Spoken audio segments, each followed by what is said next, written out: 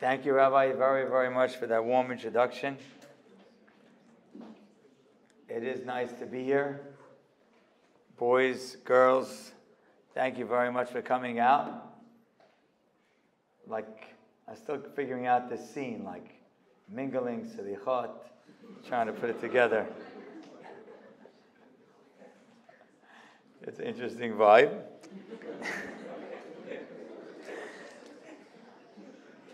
Listen, I'm Syrian. I can't talk, okay? We go over there. We could chill like that, too. And it's an honor to be here. It's funny, the other night, my son was out for dinner, and someone came over to him and said, you know, I jog with your father. And my son was like, you jog with my father? My father doesn't really have time to jog. And then he said the same comment that the rabbi just said.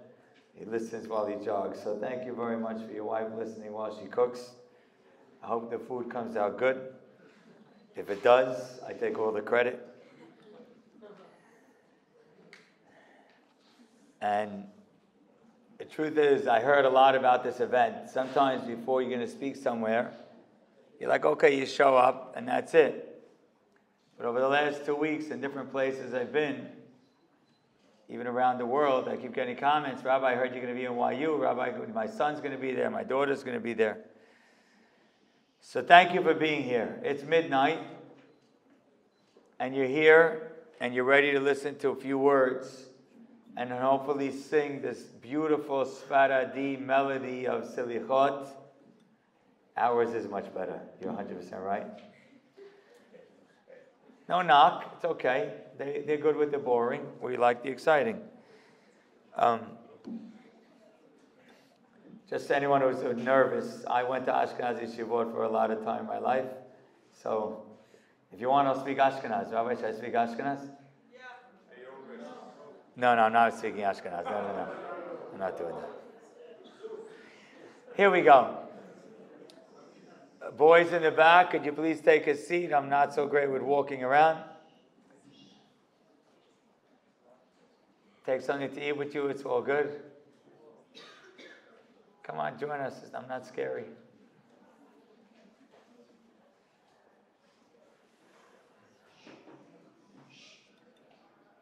I'd like to try and describe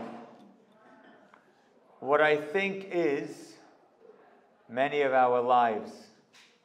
By the way, the best part of it is there's all these mingling out there, and then you have like the Great Wall of China over here. So here we go.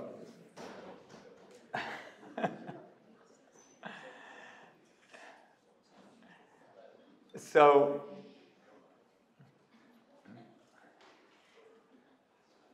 I'd like to describe what I think is many people's lives. I know some of you, and I'm excited to see those that I know. I don't know all of you, but I still think that I can help and try and describe a little bit of your life. There's a Gemara, Masechet Gittin. The Gemara tells a story, and I want you to follow the story.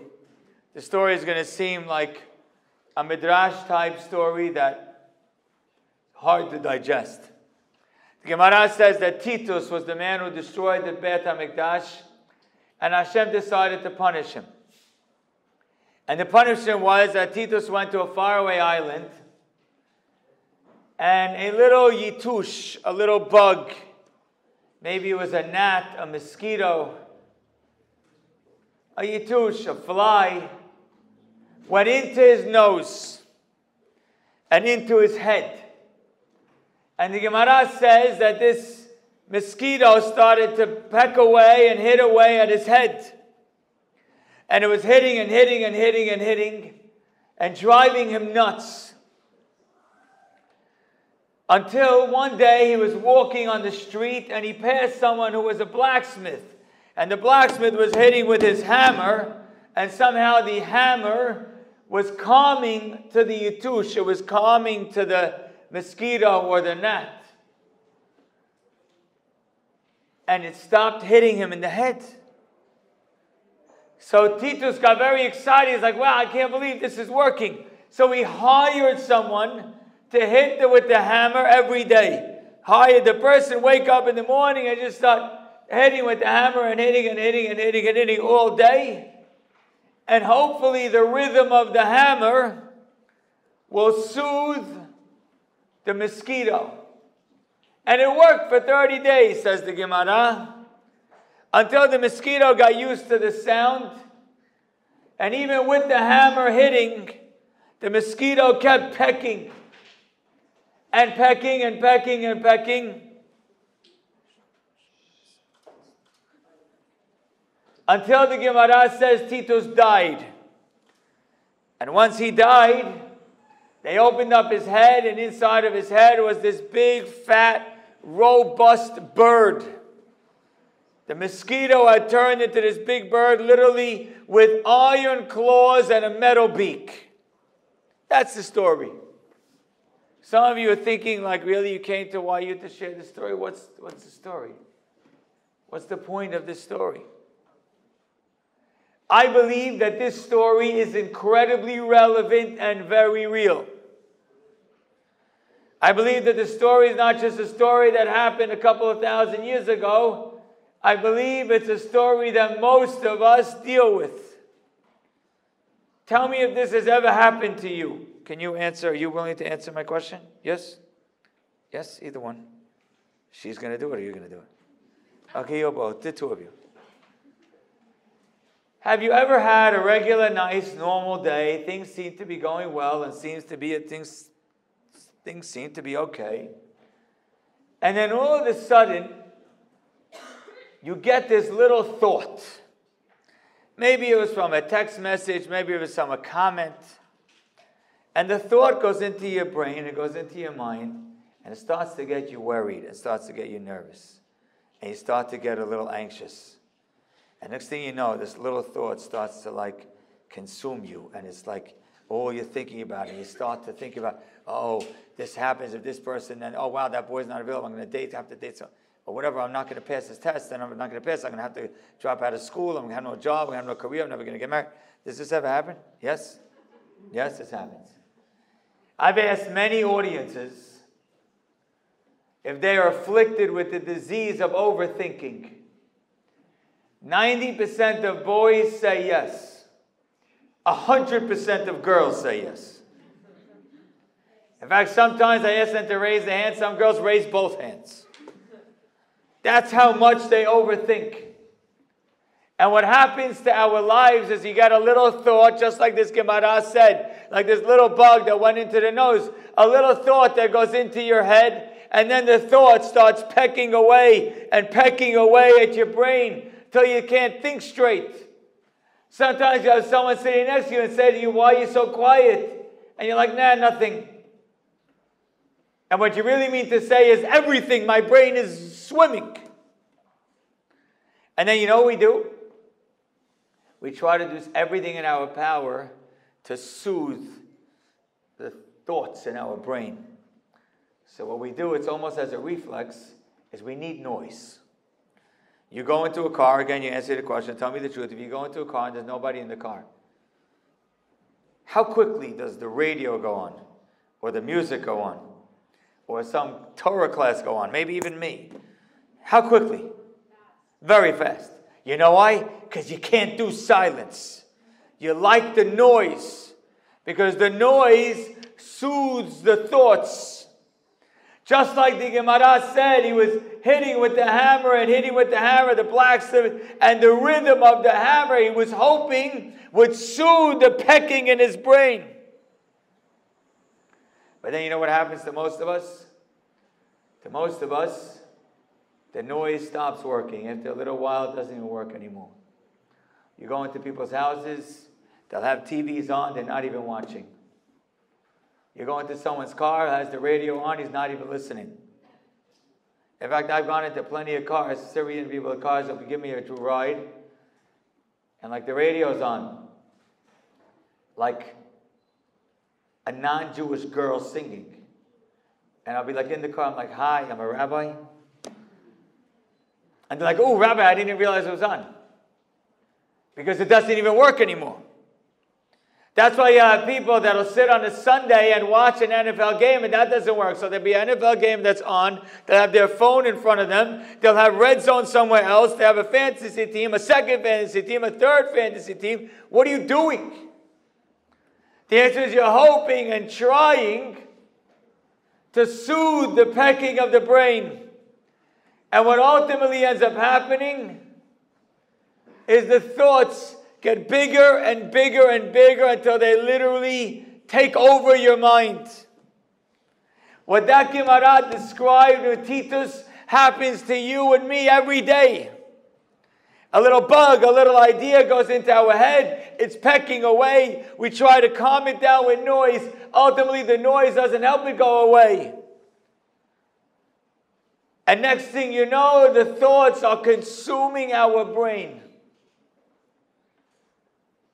And the older you get, the greater the thoughts become.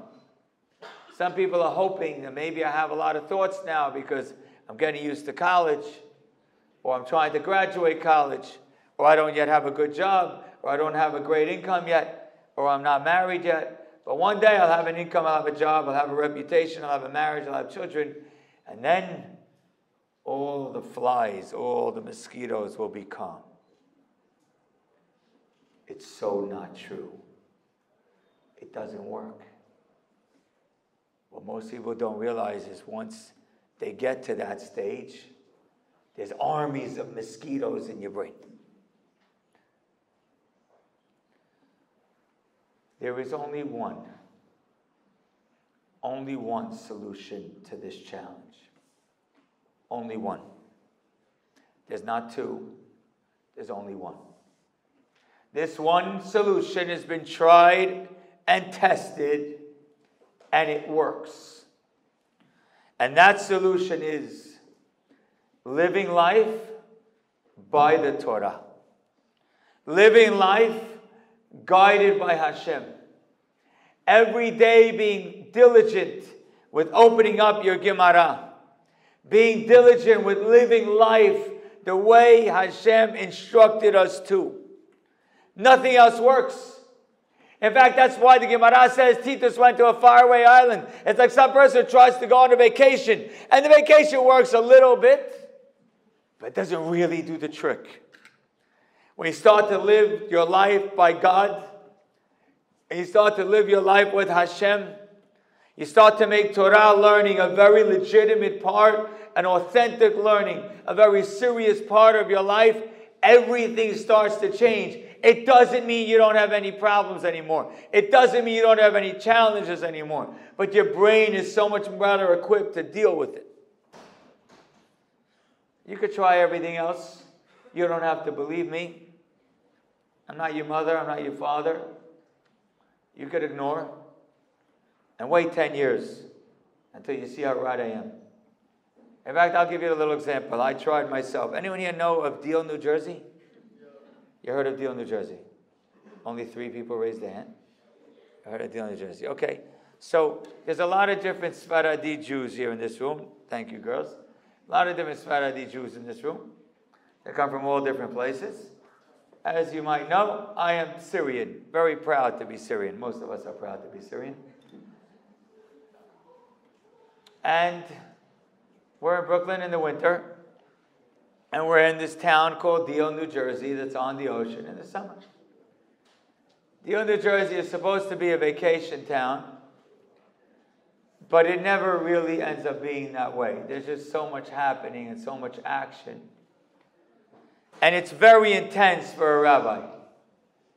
We have a lot that we're busy with and a lot going on. So one night I told my wife, I said, honey, I need a break. She says, okay, what do you want to do for a break? I said, I don't know, let's go out for dinner. She says, where do you want to go? I said, I don't know. I said, you know what? Let's go to the best restaurant in Deal. You know the name of the best restaurant in Deal? Salt. There you go. Oh, you know Deal. There you go. I said, let's go to Salt. She says, honey, it's a Thursday night. There's you need a reservation. I said, I'm a rabbi. I'll figure it out. I get to Salt. There's a line out the door. 30 people waiting online. And I know a lot of people, especially in the Syrian community, so next thing you know, I'm hugging every person on the line. Oh, Rabbi, it's great to see you. I'm feeling so awkward, it's ridiculous. But like, oh, it's good to see you. One person's like, oh, Rabbi, you don't have a seat. Oh, Rabbi, you don't have a seat. Here, sit at my table instead of me.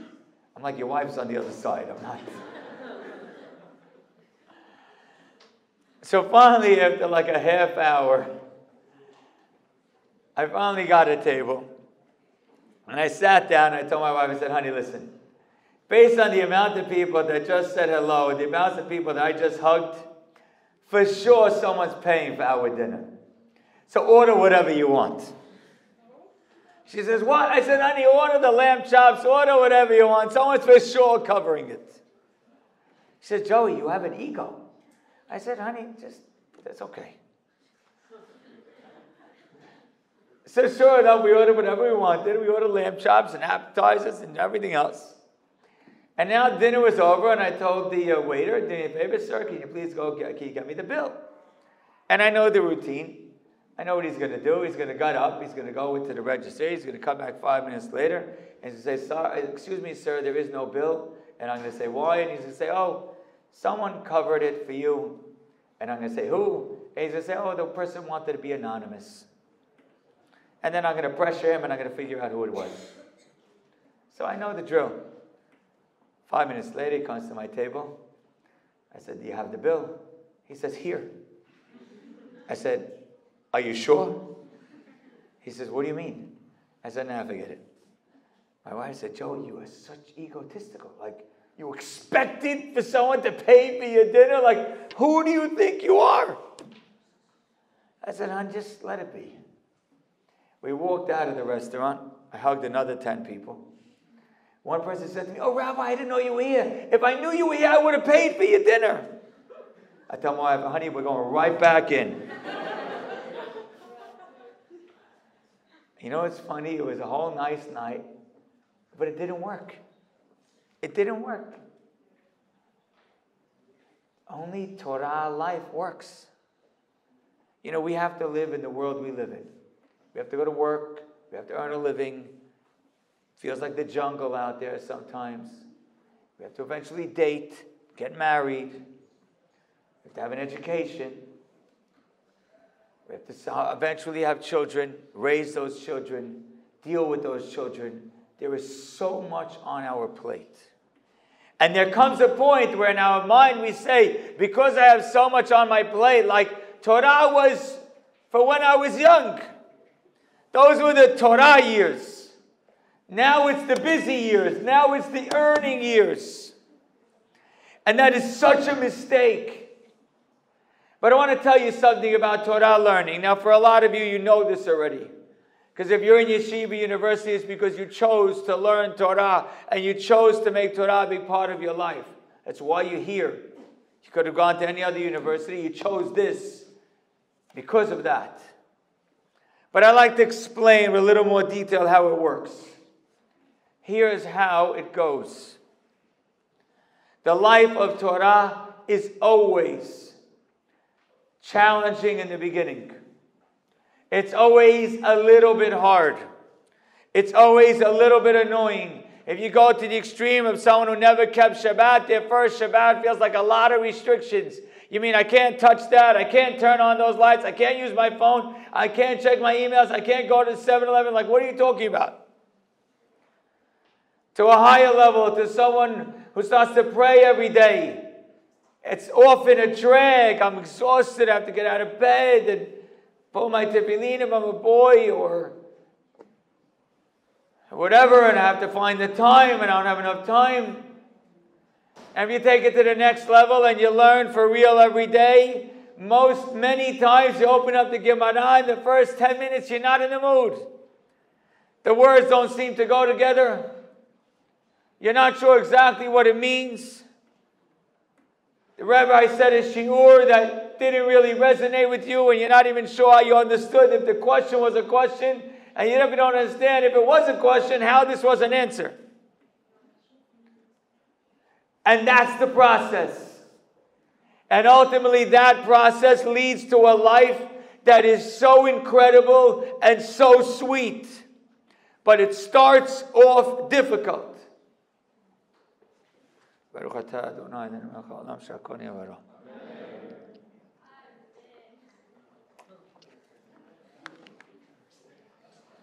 And then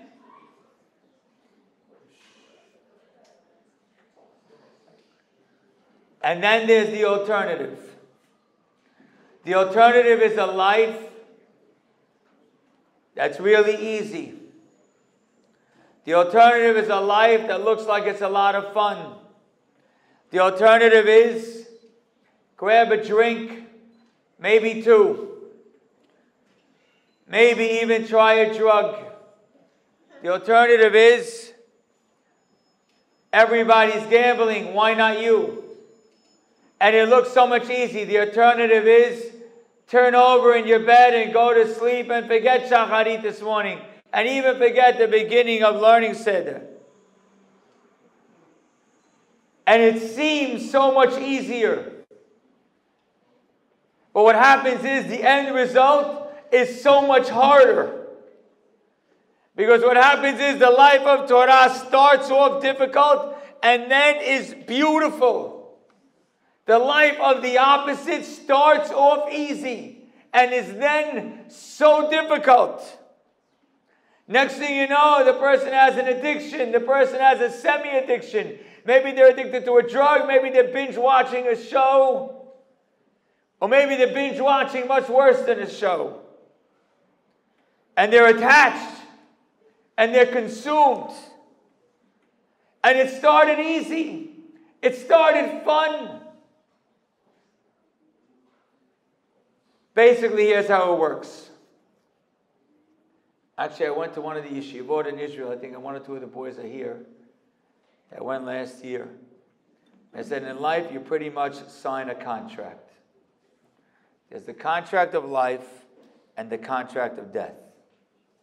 The contract of life, this is how it works.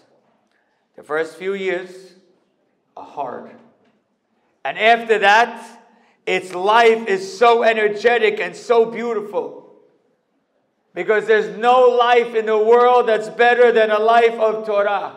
There's no life in the world that's better than a life of observance. There's no life in the world that's better than a life that starts off opening up a Gemara. There's no life in the world that's better than a life that has Shabbat for real. There's literally no life in the world that's better than that life.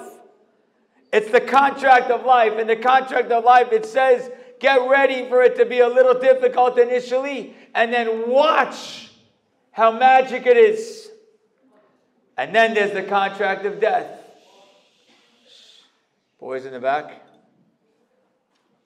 And then there's a contract of death. The contract of death says, have a few years of fun, gamble, smoke, try.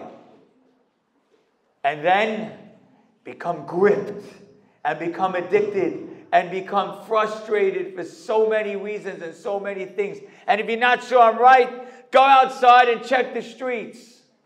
Look at what the world looks like. Look at what the world's dealing with. Look at what the world's challenges are. You might say it's not everybody. I understand it's not everybody. But for a vast majority, that's how it works. There's a contract of life and a contract of death. In fact, there's a pasuk in Mishleh that captured this perfectly. The pasuk says, Yirat Hashem mikor chayim. Fear of God is the source of life. Lasur mimokshe mavet. To avoid the obstacles of death. To avoid experiencing life in a completely different way. So these are your years. This is the time. This is how you make your choice. Let me give you a little story, and I'll conclude with one more, and then we'll be done. This summer, a man in our community came over to me. He was learning. He's close to a rabbi that I know, and he learns every morning and every night diligently. He sends his kids to beautiful yeshivot. And he says to me, Rabbi, I'd like to share with you a story. I said, okay, I was like a good story. What's your story? He says it was about 25 years ago. He said 25 years ago, I was in 9th grade. He says he was in 9th grade and he dropped out of high school. He said Torah school didn't talk to me. I wasn't the education type, wasn't the academic type, I wasn't the learning type. He says, but then it was Shavuot night. And Shavuot night, something got into my head. I said, you know what? Let me go learn tonight. So he says he went to the closest shul that he could find. A shul he had nothing to do with. It's really more like a kollel. He says, and I went to go learn. He didn't know what time it starts. He probably came too early. He says he got there and the door was locked. He's like, I don't know what to do. The door's locked. He says, and then I saw a young kollel man standing behind me. And the kollel man said to him, you know, there's nothing, the door's locked. How about if we go learn? He says the kollel man took him to a yeshiva that was down the block. And they started to learn. A random kollel man with this random 9th grade boy. He says to me, he says, Rabbi, I learned that night. He learned that night for a few hours. He says it was so sweet. It was so beautiful. It changed my life. He said for weeks afterwards, I would learn consistently. And then I had my ups and downs. He said, but ultimately I got married and I made Torah a very big part of my life. I sent my kids my children to yeshivot where Torah is paramount and critical and important. He says, and in many ways I owe it. In many ways I owe it all to that Shavuot night. I said, that's really beautiful, but why are you sharing the story with me? He says, I'm sharing the story with you because that kollel man that night was you. I said, me? He says, yeah, it was you. I said, it was me? Me, Joey, him? He says, yeah, it was you. Think about it. Do you remember? I said, wow, that's a long time ago. I said, yeah, I remember. I was married for a couple of years, and I came to my in-laws for Shavuot, and my in-laws lived next to this place, and I was going to go learn there, and I took some random boy, and I learned I said, you were that random boy? He says, yeah, I was that random boy. He says, and as you started to become a rabbi, started to become known in the community, I kept saying I was one of the first people to ever learn with him. I said, walked away, wow. One night of Torah being done for real. One night of a commitment to make this part of your life. One night where Torah elevates you and you're attached to it. That one night could literally change your life. For some of you, that night could be tonight. Tonight when you came maybe for some fun and for some food. But you really came because your soul wanted to be inspired.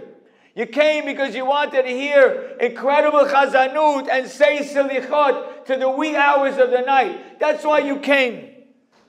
You came because you know how beautiful this life is. And yes, there's so much we have to contend with. And there's so much we have to do. And so much work we have to put in. But when Torah is our base, and Torah is our guide, and God is our king, everything becomes easier. It doesn't mean you don't have challenges. It doesn't mean you don't have obstacles. It doesn't mean things go wrong. But it means you have the roadmap. You have the mental capacity to deal with those challenges and overcome what goes wrong. Let me conclude with one last little story. It's one of my favorites. I actually read it in a secular book. There's a book called 7 Habits of Highly Effective People. It's one of my favorite books, maybe my favorite secular book I've ever read in my life. If you haven't read it, it's worth it. Each one of those habits are life-changing. But anyhow, the same author, Stephen Covey, wrote a book. His son wrote a book. It's called 7 Habits of Highly Effective Teens. And in that book, I didn't read the whole thing, but I read a little bit of it because I was so excited about the 7 habits that I saw this little story. I doubt he knew when he wrote the book how many times I'd use the story.